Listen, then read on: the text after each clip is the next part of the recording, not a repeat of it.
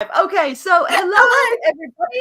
I am HP Holo. I write things and I frequently interview other people who write things. And today I am with Marisa Wolf, author of the new release Beyond Enemies from Baen Books. So, hey Marisa, thank you for joining me today. And I'm going to start by letting you say, well, I've already said who you are. Tell us more about you and where people can find what you write. If you got any cool cons coming up, have at it. Yeah, all the things. Hello, thank you for having me. I am Marisa Wolf. I write things. I write science fiction and fantasy and all the corners in between I can get my grubby little hands on. I know I love them all. I am a nerd. I am a second generation nerd. My father raised me in his nerd footsteps. So hooray us, right? So you will find me in many places, usually the internet being a nuisance. Or a menace. It depends on the day, I think, if I'm a menace or a nuisance, right? Yeah, it could be either way. I perpetuate shenanigans in a multitude of places. You can join my newsletter at www.marisawolf.net or .com, because I go both ways. You're welcome. You can find me at Mid-South-Con in, I think it's Olive Branch, Mississippi at the end of March. I will also be going to LibertyCon, which is one of my favorite places in the whole world. Yes. Oh my God, we're gonna have so much fun. And then also Dragon Con. Shenanigans will happen. Shenanigans will happen tonight. Shenanigans will happen at LibertyCon. You are welcome. So. All right. Well, before I jump into our questions, just to kick us off, here's my usual spiel. We are running a signed book contest. So people who fill out the form in the event description can enter to win a signed copy of Beyond Enemies. So go do that. I'm also going to put it in the comments, so it's just within easily clickable distance. Also, I completely forgot my other thing. Oh, also, if you have a question, feel free to put it in the chat. I think we already have a question, or we have Linda and Melissa. Oh, it's Melissa. We were just talking about you, Melissa. We need to talk about Gundam at a con at some point. That's a whole other video. All right, but welcome those who are watching. Back to I'm getting distracted. We're gonna be great. Heather, this is all I wanted is chaotic fun. We're good. All right. But anyway, if you have a question, leave it in the chat. We will get to it. And it's just gonna be a cool evening of hanging out and talking about books and other stuff. So all right. Well, I am going to jump into my questions. We're going to start with a question that has nothing to do with the book, though, because this is a question I've had since it was brought up at MarsCon. And also, since whenever I interview authors, I look at their author bios and whatnot before I bring them in. And your author bio mentions that you were once headbutted by an alligator. And I have a visceral need to know this story. So this is where we're starting. Okay, do you want the short version or the feature length version? You could do the feature length version. We got an hour. So I mean, unless it's like a 4-hour story. It is not. No, it happened in a very small time. I have water and I have lots of caffeine that I can access. So amazing. Just wave if it's going too long. Hey. Hi, Casey. Night of Barsoom. We have had a request for the long story from Night of Barsoom. So we will do that. Okay. One. I got you, Night. Okay, so the year is 2005 or 6. Unclear. Time math. We don't do that. I am Becca. Okay. I'm focusing. Here we go. Here I am teaching. It's my 3rd year of teaching. I have a new boyfriend. It's spring break. My baby brother is in 2nd grade. And my baby brother, this is the only time I will tell a present tense story. Oh, that is a lot of my face. Okay. Thanks, Heather. Yeah. Let's just stay together here. I need to see your reactions to the story to know if it's good. That way. So yeah, I love it. This is a lot of face. So in 2nd grade, my baby brother did the Flat Stanley project. And if you are not familiar, Flat Stanley is a book character. He's 2-dimensional. And so he sends himself through the mail to have adventures. I remember Flat Stanley. Right? So each little 2nd grader colored their own Flat Stanley. And then they sent him on adventures. And so my little brother is like, who do I know that lives somewhere exotic? My big sister is in Louisiana. So he sends it to me. And I was like, shoot, I taught middle school. I was like, what do 2nd graders like? You know what everybody likes? Alligators. So I taught in Baton Rouge, Louisiana. So right down the road, there was this place called Alligator Bayou. And so I called them and I was like, hey, I just did a tour recently. You had this baby alligator. Can I come take a picture with it? And she's like, ooh, we don't really do that. And I was like, oh, okay, it's just my brother's doing Flat Stanley. She cuts me off immediately. She's like, oh my God, I love Flat Stanley. Yes, our next tour ends at this time. Just come right down. And I was like, amazing. It's spring break. I've got time. So I drive my rental car. This is somewhat somewhat connected. So new boyfriend. He is now my husband for reasons that will become very clear through the course of the story. At the time, he was a very new boyfriend. In the course of spring break, I had gotten into a car accident that was not my fault. So I was driving a rental car. We had gone hiking and I had knocked myself out on a branch and he had to catch me. So now this is the end of spring break. I go to take a picture with Flat Stanley.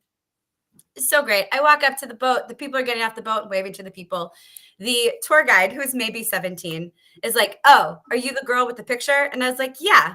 He's carrying in his hands the alligator. The alligator is like, I have pictures. He's like this long. He's mostly tail, but he's like this long. And I was like, yeah, I'm the girl. And I'm holding Flat Stanley and I'm holding my little digital camera because it's the early 2000s. And he's like, cool. That is him throwing the alligator. The alligator is airborne. The alligator is remembering every evolutionary branch that led to birds. The alligator got air and he is flying towards me. And my first mistake is I catch the alligator. I do not recommend catching alligators. I can't catch. I am not athletic. I was like 24, 25 at the time. So I was like in better shape. I was cute. I was adorable. But like, I'm not athletic. I catch with my face. I caught this alligator perfectly. Throat, tail. Got it. I'm squeezing the alligator because I'm holding an alligator. And then I was like, oh no, this poor alligator. I'm choking him. Also, probably, even though this is Louisiana, probably like his mouth is taped. It's just like fishing line. It's something. They wouldn't just throw me a fully armed alligator. So we loaded. Mistake 2, I slightly loosened my grip. The alligator is a predator. The alligator immediately senses my weakness. The alligator's like, oh, you thought. And it scratches. I had tally marks all down my arm. It scratched the shit out of my arm. So I let go more. No. The alligator rears back, slams its freaking reptile head into my non-reptile, very mammal head. And in case you're wondering, alligators are not soft. They are very not soft. He rammed his bony alligator head into my head. And I was like, holy shit, this all happens in like 0.2 seconds, but it feels like a year. And I'm holding this alligator. I immediately clamped down on the alligator again. He's like, no, okay. And so I was like, can you just take the picture? Flat Stanley is crumpled under the alligator.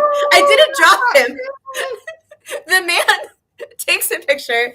Then he like gets next to me and somebody, I don't even remember who else was there. Somebody else took a picture of me and the man. This is a picture I will show at some point. Ask me at a con. I will happily break this out for you. Absolutely.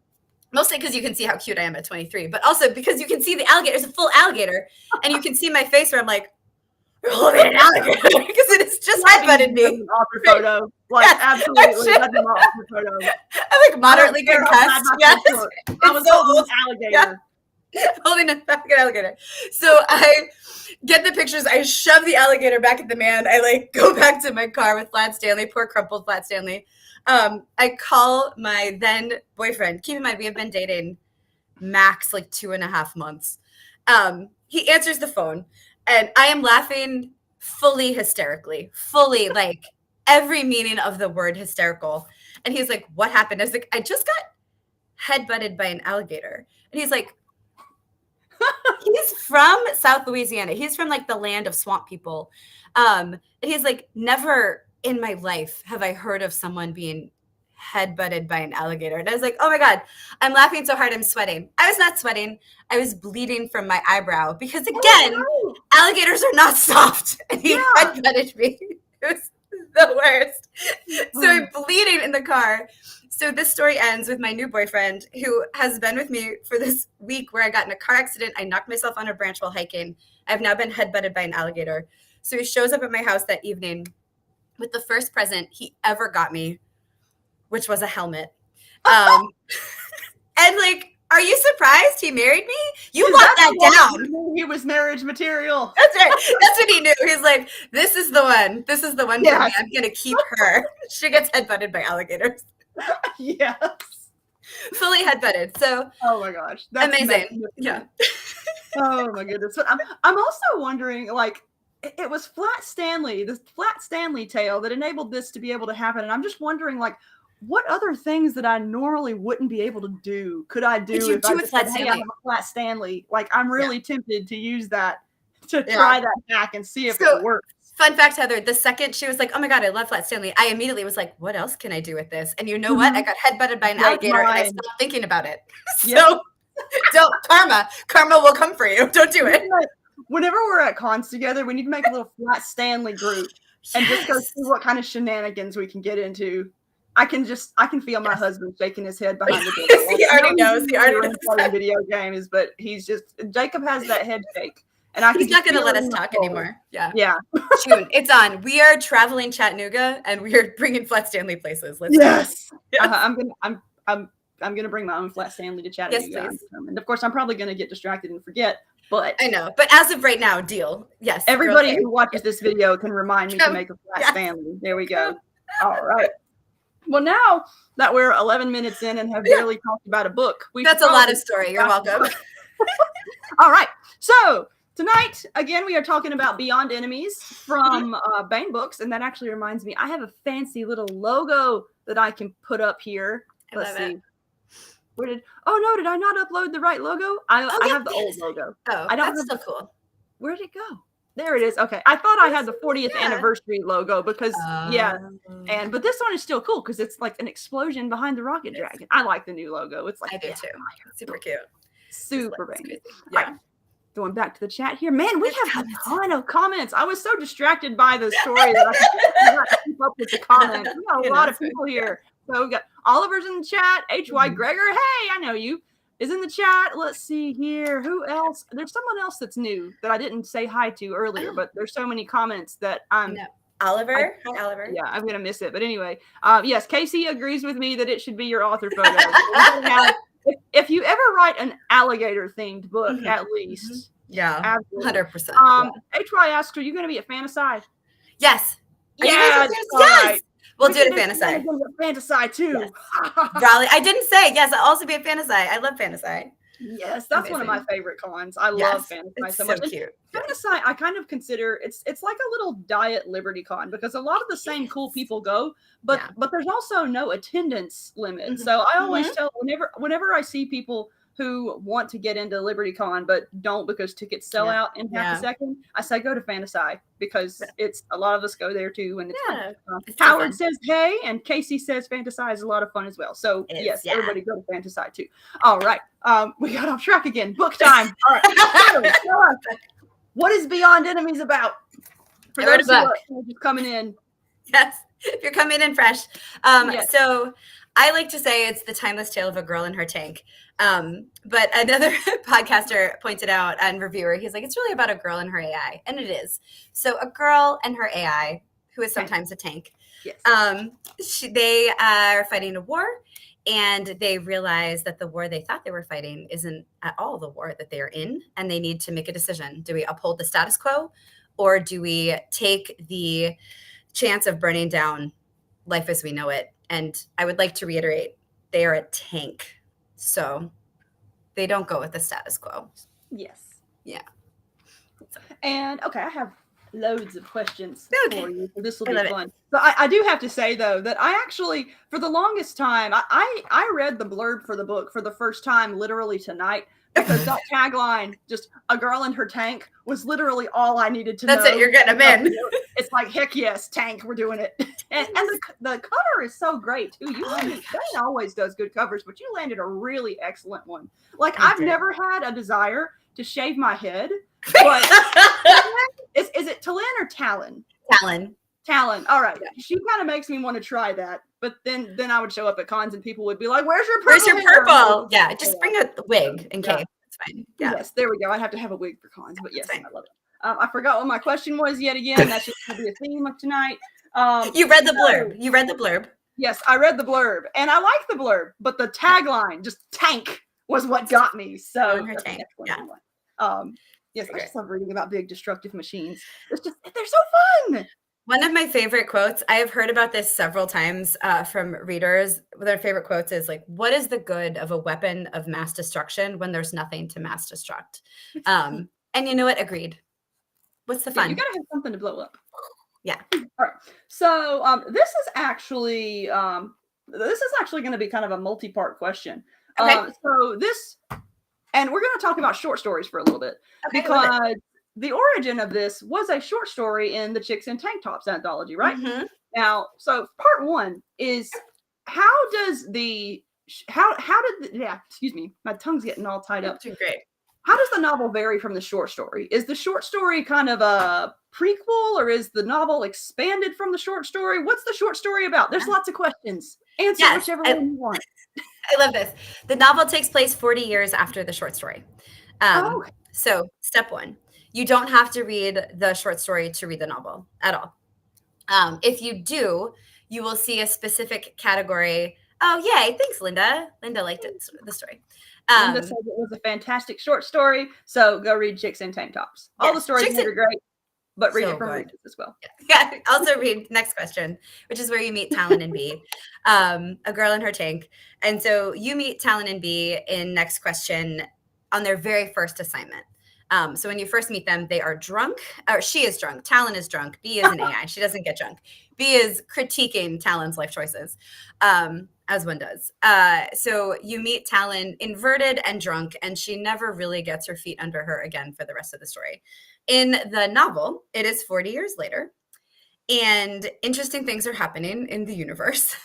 You will see Talinn and Bee again in several ways, with no spoilers.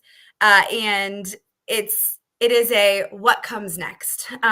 So some stuff goes down in the short story, and after I wrote the short story, I couldn't stop. One, I couldn't stop hearing Talinn and Bee's voices. They are very pushy. And two, I couldn't stop thinking about what happens after that short story. And so this is what happens. I love characters like that. Like I have those, and they live in your head, and they don't let you go. And they're very often infuriating, but they're so persistent that novels happen. Yeah. And yeah, we are. so Yeah. They're infuriating because they don't go away, but then they're also oftentimes really, really easy to write. And so that's definitely there's a dog in the background. Hi. Can you pet me? Oh, that was Olive. Hi. She's like, why aren't you petting me right now? I have this whole belly. Later. All right. So now I was looking at your full back catalog before I did this, and you have a lot of short story work. Like it seems like most of your catalog is short stories and anthologies, and then you had some collaborations with Casey Ezel and then Chris Kennedy. And so and this is your first solo novel then? It is my first solo, yeah. So I'm curious about the transition you made from primarily short story to writing novels. Like how did your writing technique vary? Because short stories and novels are two very different things. I mean, if you're looking at from a reader perspective, it's like, oh, a short story is just a shorter version of lots of words, but it takes a different type of thought process to write it. So I'm curious, did you use short stories as a way to prepare yourself for eventually writing longer stuff, or was it? Yeah, that's a really good question. So I started writing published fiction because of Casey Ezel, who is here in this chat right now. So Casey is amazing. I've been writing with her for well over 20 years in the worlds of Pern fan fiction. So we wrote fan fiction. She decided, she's like, you know what? I've been writing for a long time. I'm going to get published. And she is one of those amazing people who like puts her mind to something and just, does it. So she got published in a magazine with Neil Gaiman and BD. Cool. Right? Like, right? I was like, I'm 2 degrees from Neil Gaiman. That's amazing. Anyway, so she's amazing. She wrote more things because of who she is as a human. She wrote this fantastic short story for the first Four Horsemen anthology in Chris Kennedy Publishing. There's my husband. He is contractually obligated to say Pern porn anytime I talk about Pern. BT dubs, it is not porn. It's very PG-13 fade to black situation most of the time. Anyway, so Casey writes this amazing short story. I don't know. I think no, you write amazing, not fade to black fiction, and everyone should read it. Also involving giant machines. So if that's your thing, yes. All right, giant robots. Tanks, giant robots. Max, let's go. Rage, you wanna go there.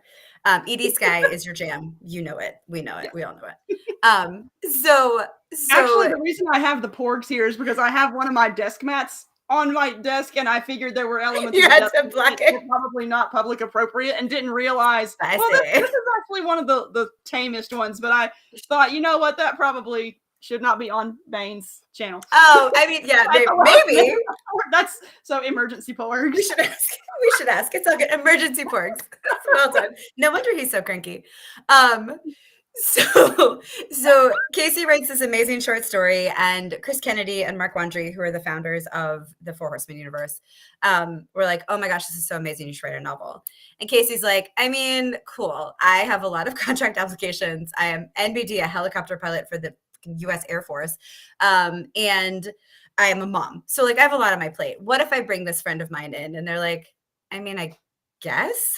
So homegirl sends me her short story, which she does, right? She sends me her stuff to read early, which I'm very spoiled. You're welcome.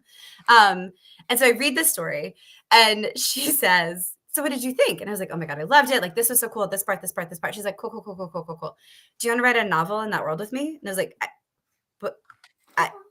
what? She's like, "Yeah." It was like a real one? Like people will see it with their eyeballs? She's like, uh-huh. And I said, "Yes, of course." You say yes. And then I immediately panicked. So I got started in novels, but co-authored novels. And let me tell you, if you get a chance to write with Casey Ezel, do it. Check, chickadee, check. Amazing. Such a good learning experience. So amazing. We wrote 3 together. We've written a bunch of short stories together too. But I had to write a short story as like my audition to prove to Chris and Mark that I could write. I will tell you, my real audition was the alligator story. So I think the story. Thank you. The doors opened after that story. Mark and his wonderful wife Joy recently gave me an alligator. He sleeps next to my bed. It's amazing. Not a real alligator. They headbutt. Don't get them. But a cute little stuffed one. So anyway, so I started off with co-written novels. I wrote a short story. At first, I was so bad at pacing, I didn't realize the difference between a short story and a novel. I had the opportunity to write a short story for Michael Z. Williamson's Freehold Resistance. And I sent it in to Jamie Ibsen, who was helping Michael edit.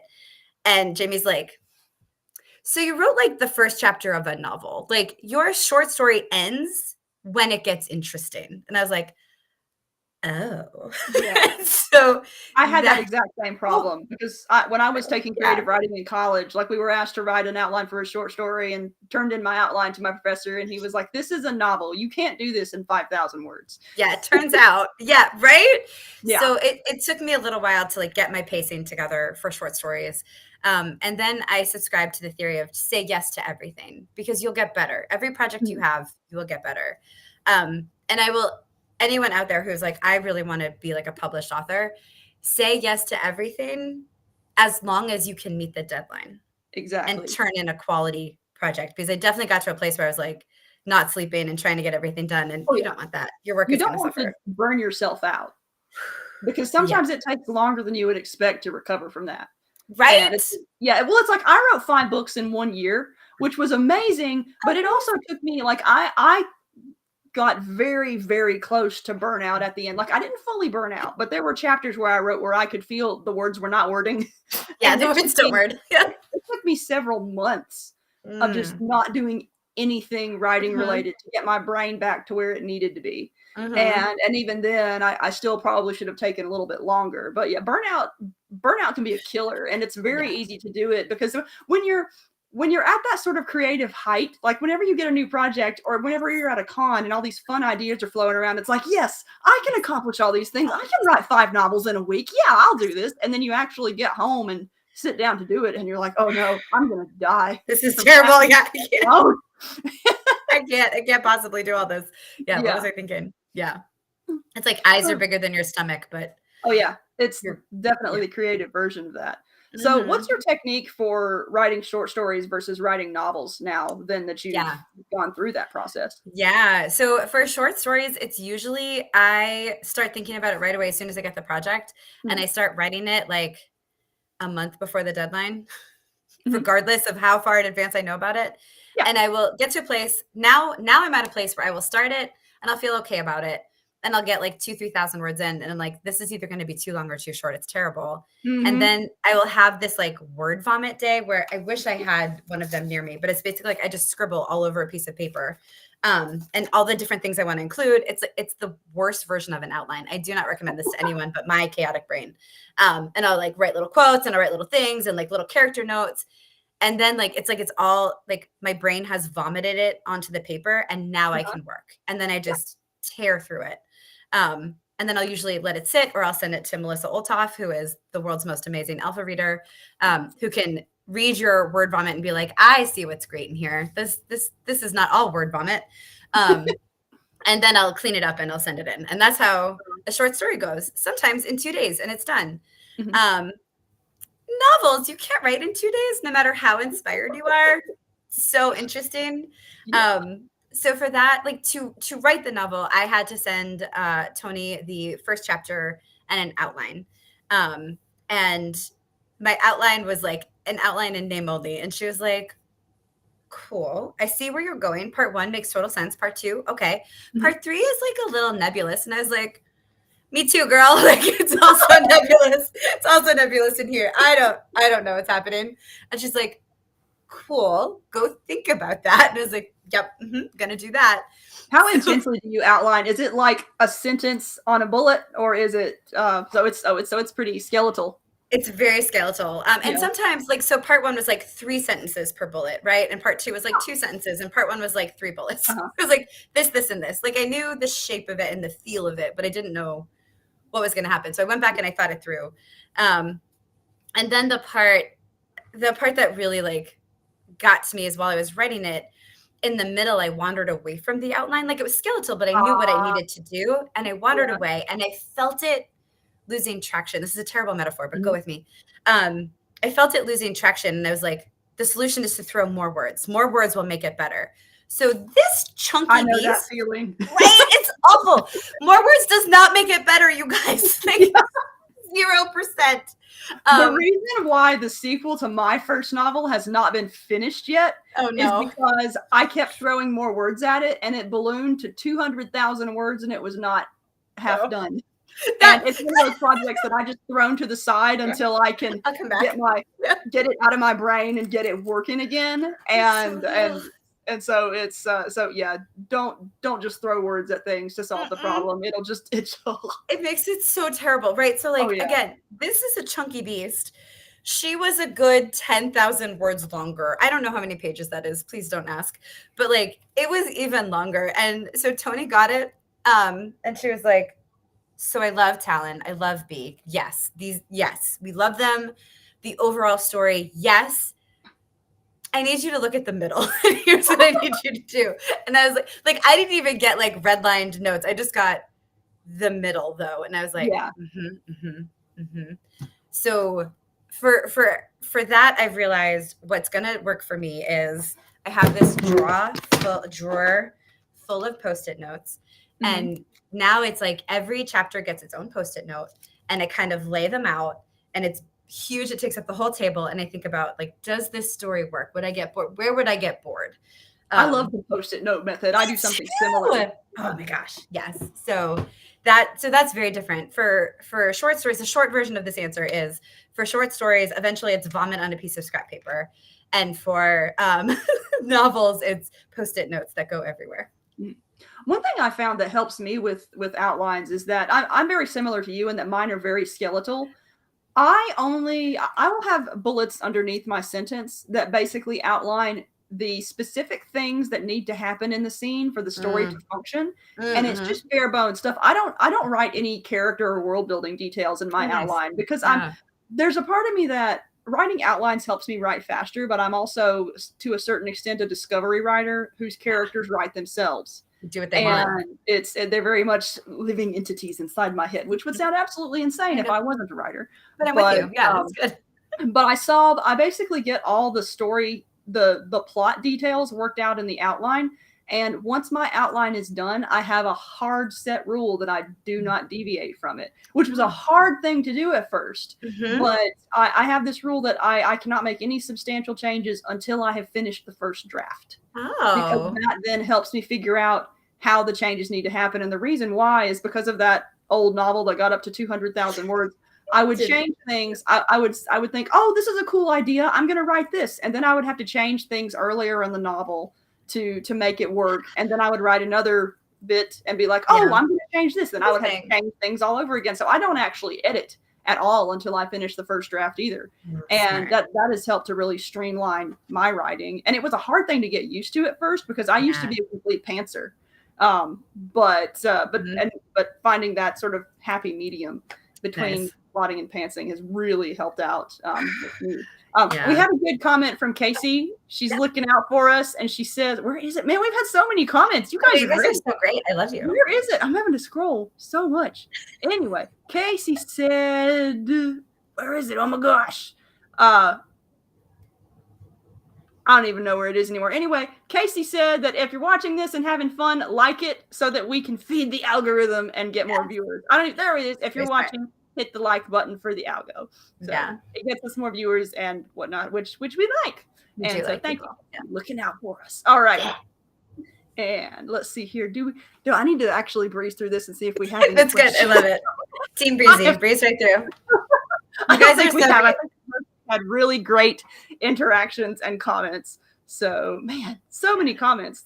So Linda said, it sounds like my word vomit page sounds like a story web. And I love that you have legitimized my life, Linda. Yes, it is a lot like a story web. And again, I wish I had one nearby. I always throw them away once I finish the story. I always throw them away once the story's been edited. I should keep them. Yeah, because the things go together and I know how it fits. Brilliant. And Scott just had a really good comment. He says, is the link for entering to win the book not here, or am I just daft? You are not daft. I have gotten distracted with our conversation and forgotten to share it.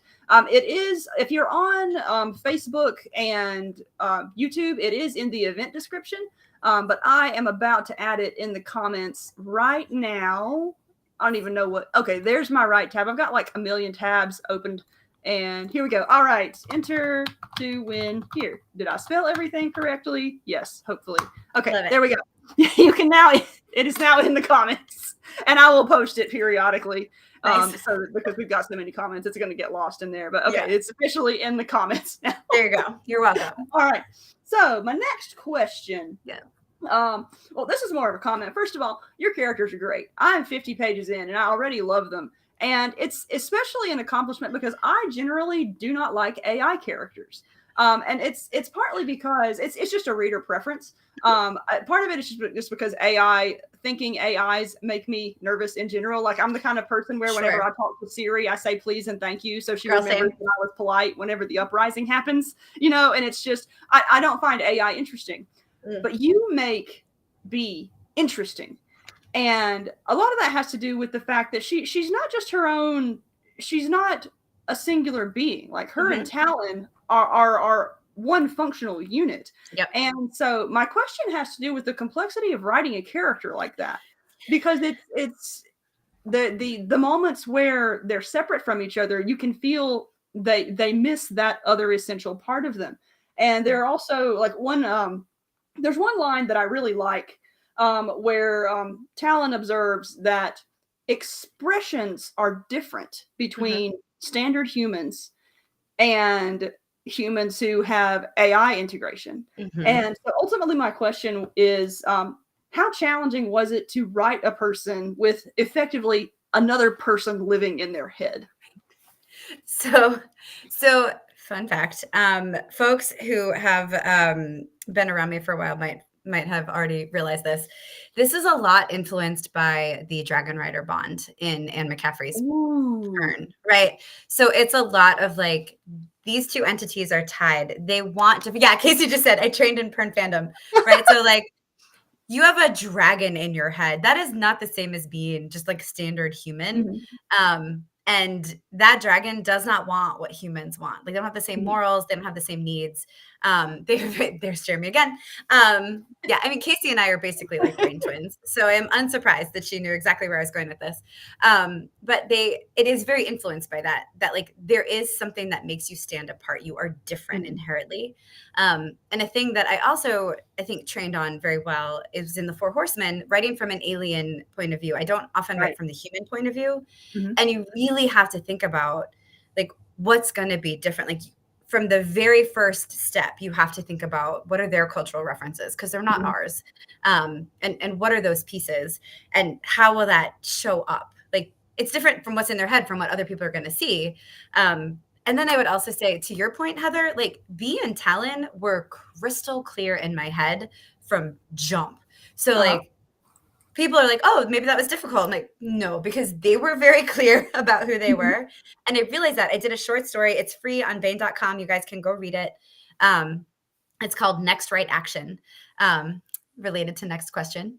Yep. But it's from a fully human point of view. So it's a human looking at the AI troops. And that was actually more challenging than writing from Tallinn's perspective. So. All right, I'm going through the comments. Yeah, these are great.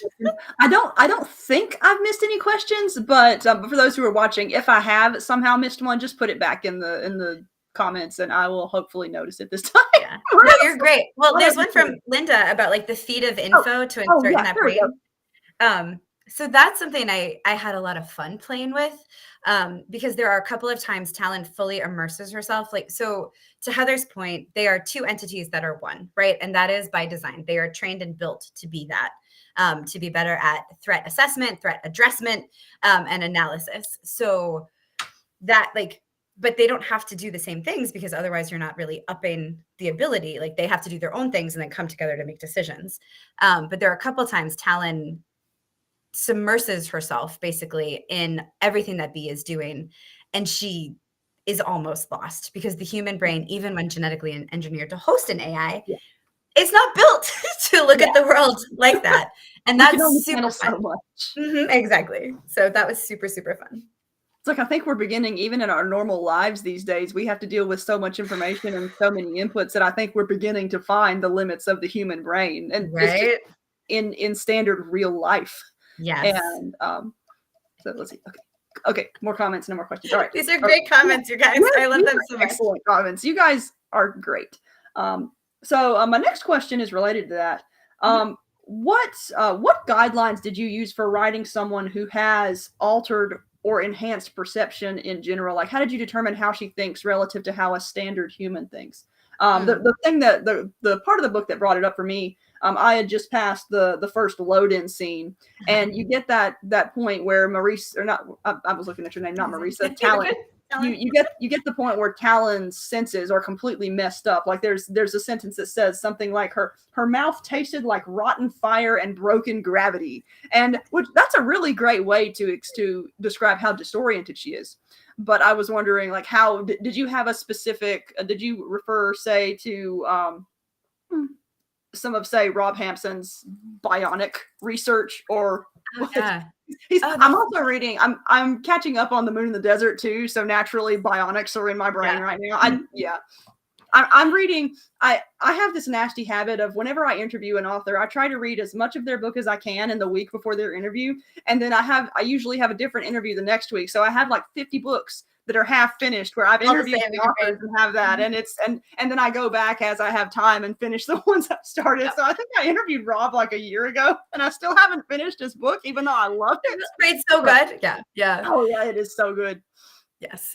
It was more the synthenasia stuff. So like, there are people out there who their senses are so different than ours already. Yeah. Like they can like smell colors and hear numbers, and like it is, oh my gosh, it's just so interesting. Like the way we perceive the world is wildly different than the person next to us, right? But synthenasia is one of those things that like it's very clear how different it is. And so I did some reading of people like talking about how they perceive things. I've had 100 messages. High five. Oh, yeah.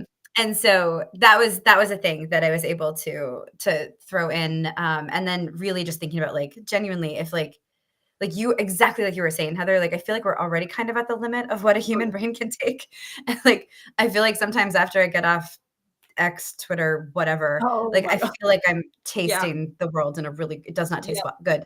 Yeah. But so I have a it, rule about Twitter where I stay on Twitter until I get annoyed.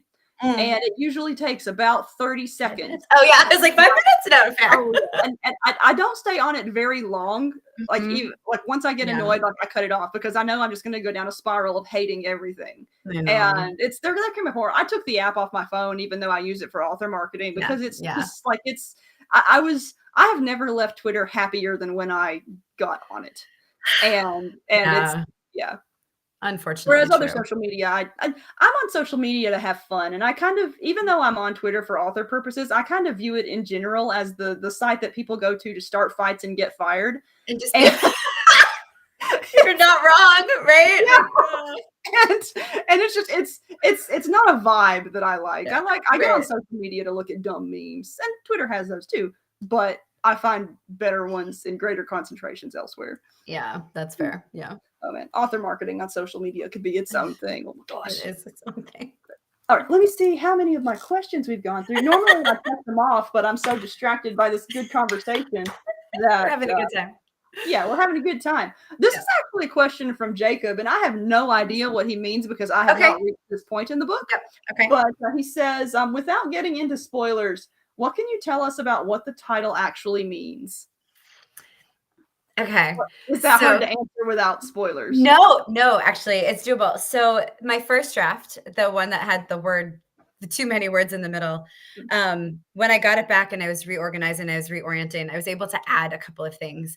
And one was a conversation that I love when the title shows up in the book. I love it so much. Too. Oh my God, it makes me so happy. And so I was able to add a conversation that makes very clear, I think, what the title means. And so it is spoken explicitly. But it's basically like you can have friends and you can have enemies, and then you can have things that are beyond friends or enemies. And that's not necessarily good for you, but it can exist. And so I was so excited when I got to add that conversation in, because I was like, oh my God, it's the title. The title is in here. But like before that, you are the only people who know this. So you're welcome, internet. I really wanted to call the book Enemy Mine, but that already exists. Yeah. And I can't have it. It's too good. So I couldn't do that. So I came up with Beyond Enemies, and then, second. Your sequel, no, that's the wrong one. Okay, wait. Okay. Frenemies. Frenemies. Yeah, totally second it. That's the second one. Final. Yes. Frenemies is book 2. So yeah. We got. I have to show off these comments. Enemies and Beyond. And Buzz Lightyear. In Buzz Lightyear's voice. And that's so great. The comments are coming too quickly. I keep clicking the wrong one. You guys are so fun. I love it. I'm so distraced by how fun they're being in there. Also, hi. Man, we're down to the last 15 minutes already. This is going fast. No, it's so good. All right. So I always have to ask this. Author influences. Who's your favorite author? What books influenced this book?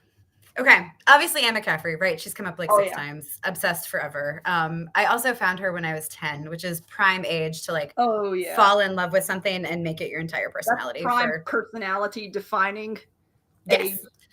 Love her. Will always love her. I'm pretty sure she's part siren.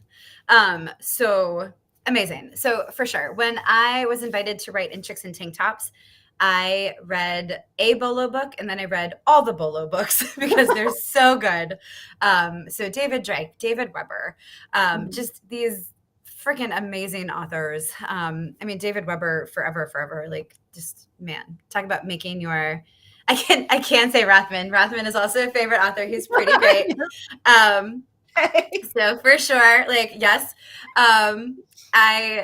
So. Man, I've read, again, I'm a second gen nerd, right? So I've been reading these books forever. But yeah, I would say like the Bolo books are an influence. Definitely, yeah. Anne McCaffrey is 100% an influence of everything I do for the rest of time.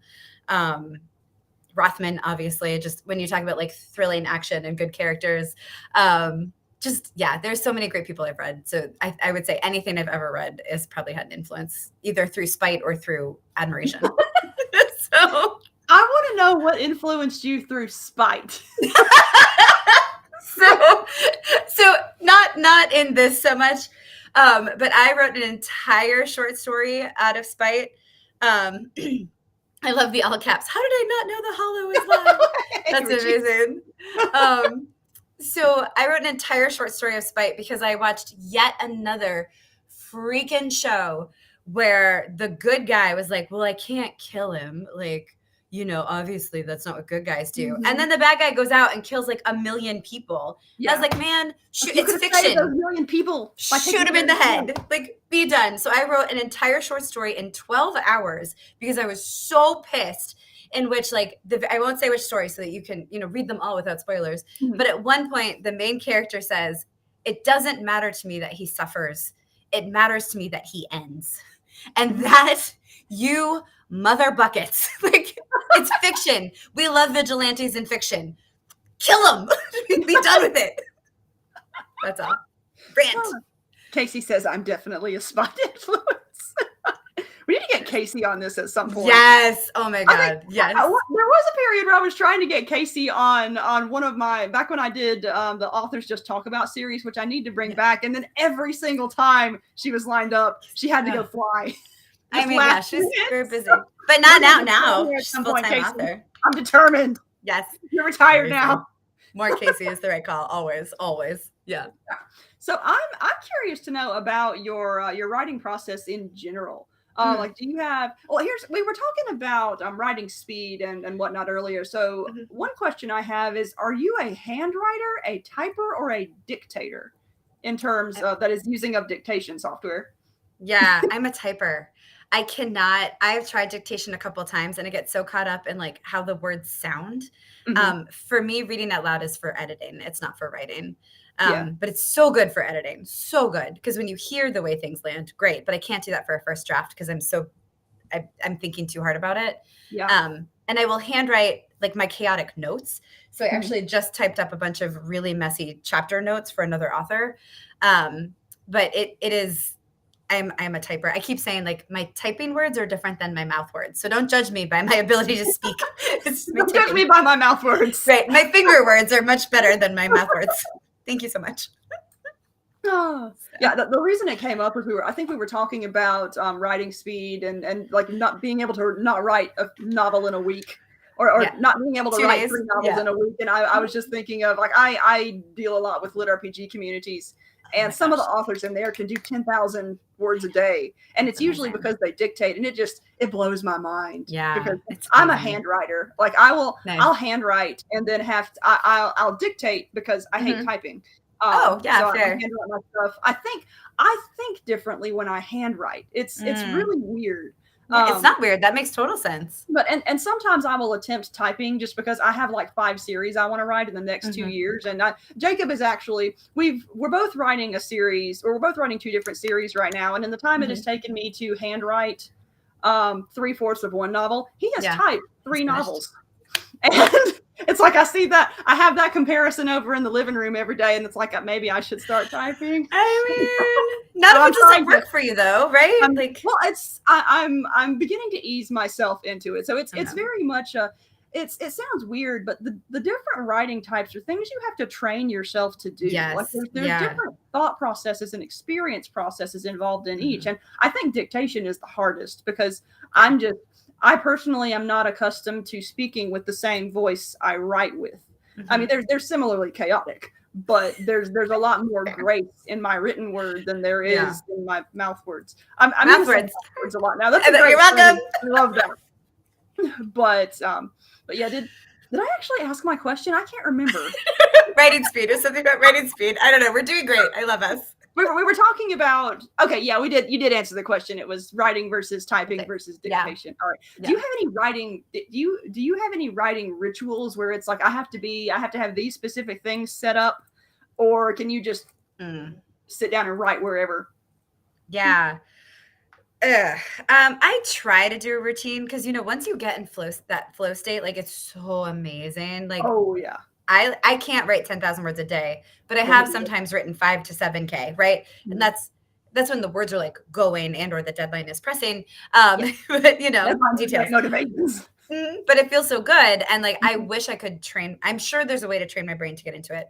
Mhm. But it's always like I can train my brain to do something and it will last, and then my brain will rebel and it will never work again, and I have to find something new. Like my brain's like, how dare you do that thing that you did that I liked? I don't like it anymore. How dare you?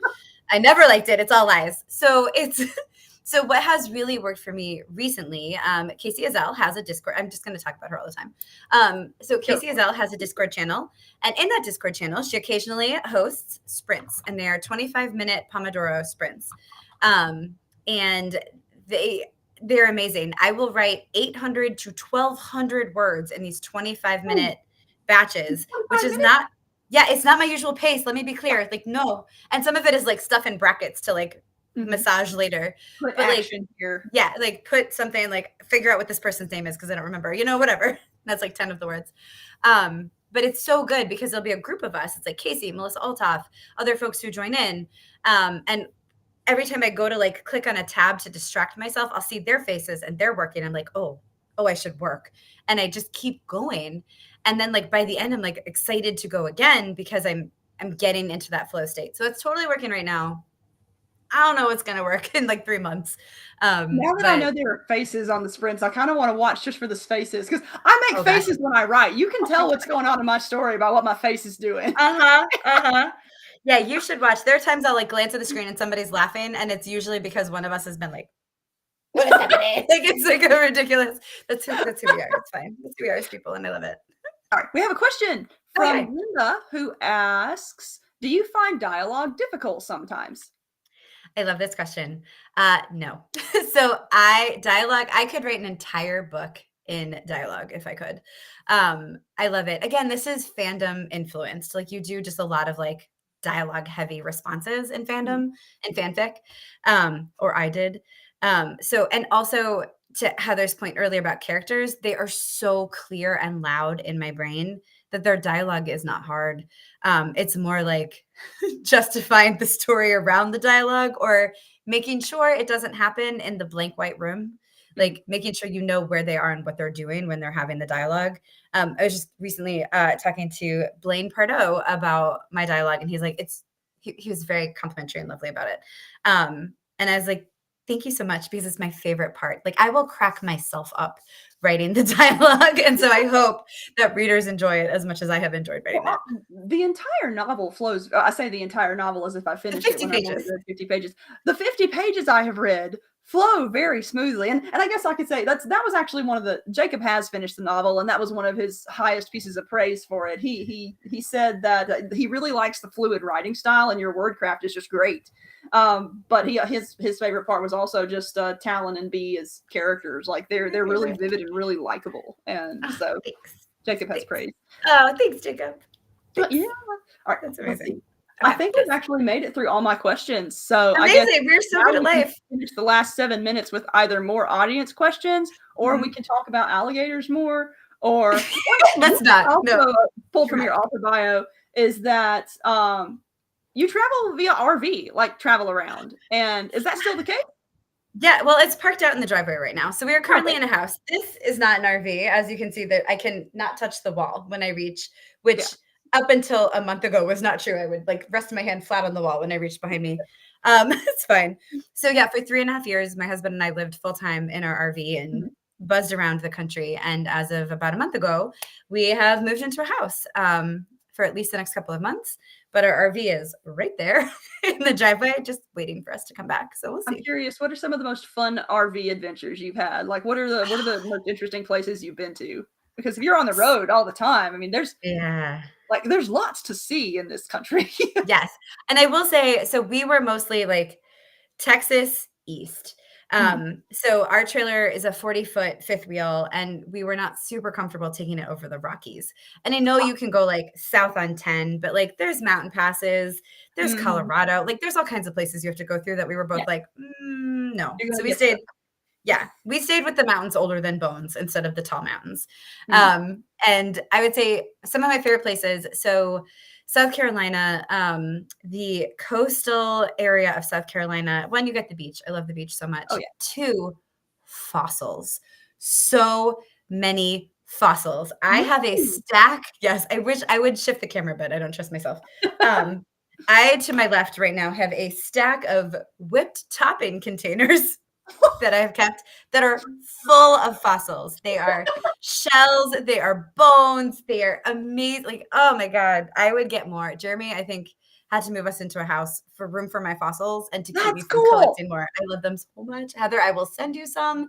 I just fact mailed that out they're a in bunch. shopping containers just makes it all the better. It's a stack. The stack is like 2 feet high. I'm not gonna lie to you. It's a problem. But so that was amazing. We got to live like by the beach. I was 10 minutes from the beach, and like I can't afford to live 10 minutes from the beach as a human, but in the RV, yeah, I can. Yeah, it was amazing. Oh yeah, South Carolina has great beaches. I'm from South Carolina. Yeah, so you are. That was our family's thing to do over summers and whatnot. I mean, there are like RV camps all over the place around our beaches too. So we were in James Island. It was amazing. Oh Yeah. my gosh, it's so good. Yeah, there's so many beaches, so many campgrounds on the beaches. So that was amazing. Also, the North Georgia, holy crap, Northern Georgia is gorgeous. I had no idea. Like we went to Black Mountain and so that was fun. Hi Nathan, hi people. I'm sorry. Now I'm distracted by the comments because everyone's being so great. You know, like, amazing. Rothman. Let's see here.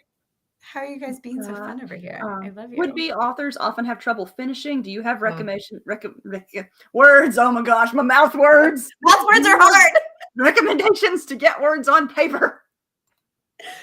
I do, and they're all stolen. So I will pass this on. One I stole. I don't even remember who I stole these from anymore. So kudos to amazing authors out in the world sharing their stuff. One is remember that the purpose of the first draft is not to be perfect or even good. The purpose of the first draft is to exist. Yep. So you can be writing. Yeah, you can be writing and it's terrible. And that's literally what it's supposed to be. It's just supposed to be words on paper. You can edit. You can't edit a blank page. So throw those words down. I am in favor of the little square brackets because you don't use those usually. And so I'll put things in square brackets like, figure this out later, or I don't know who we're going to kill. Things should explode here, but I'm not ready to decide what explodes, you know? So like, something cool happens here. And then you bracket it, and then later you can search for brackets and you can fill it in. Mm-hmm. So that's huge. Like release yourself from thinking the words have to be good. They don't. They just have to be there. The other thing for me that works is to make it a game. So like I'll tell my brain, you can write 50 words and then you can do whatever thing, or you just did whatever thing. And now you can reward yourself with 20 minutes of writing. 20 minutes of writing is nothing. It's so easy. You can totally do it. Don't sit down saying, I have to write 5,000 words today, because your brain will go, I don't know words. Like if your brain is like mine, be like, I don't even know the alphabet. So just one of the most helpful things I've ever done for myself in terms of just getting words on paper was learning my own personal writing cadence. And granted, this took years to do, but one of the most useful things I've learned as a writer is that I tend to find a really good flow 30 minutes into my writing.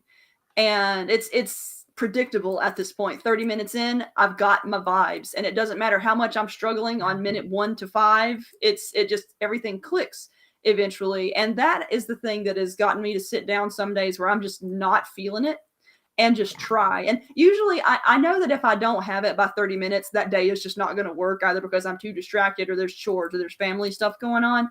But knowing that has been tremendous. And I've gotten so many extra writing days out of it solely because I know that 99% of the time I'm going to be in the zone 30 minutes in. And 30 minutes is not a lot of time to get in the zone. And so it's, and with me, like my writing is, I find that I write best whenever I have a whole day to do it, which is not something a lot of people can do. But I will I'll sit down, get my 30 minutes and just go until my hand hurts. And that's me. But that 30-minute technique is still useful, regardless of how much time you actually have to write. Yeah. I love that. That's great. Let's see. I'm looking to see if we have any more comments. These comments are amazing. We have lots of comments and not a lot lot of questions.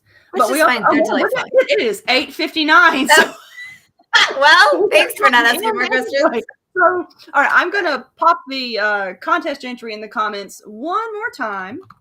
to enter to win here. I spelled everything right this time. Okay, so that's in there now.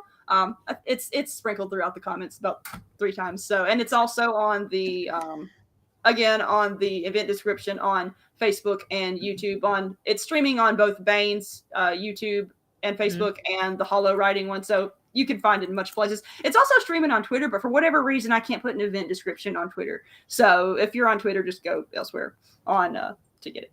But yeah, so Marisa, thank you for joining me. This has been a whole lot of fun.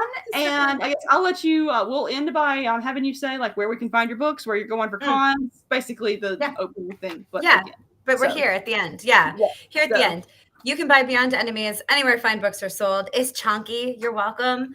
I hope you enjoy it. You can get it at Barnes & Noble, Target, Amazon, all the things. Just look for it. You can find me at cons this year. So Mid-South Con in Mississippi, on the Tennessee, Mississippi line. Fantasy in April. Heather and I will both be there. Yes. Also, Melissa, most likely Melissa and Casey Izell will also be there. So many shenanigans. Shenanigans will happen. Shenanigans. We'll play with Fat Stanley. Flat. He can be fat. I don't know his life. Then Liberty Con in June, Dragon Con in the summer, and potentially one other con by the end of the year. Go to my website, www.marisawolf, that's my name right there, .net or .com, because I got them both. And you can sign up for my newsletter. I will send you many, many gifts. GIF, not GIFT, but GIF. But you will also get 4 short stories for free for joining. And I will send you many shenanigan-filled emails also. Shenanigans is my brand. You're welcome. That's always shenanigans. Yeah. All right. Well, thank you again for joining me. And thank you, everyone, for watching. And we will see you. Actually, I'm doing another Q&A next week with Patrick Chiles. So hopefully I will see most of you in the comments then. Yeah. So bye. Bye. Thank you.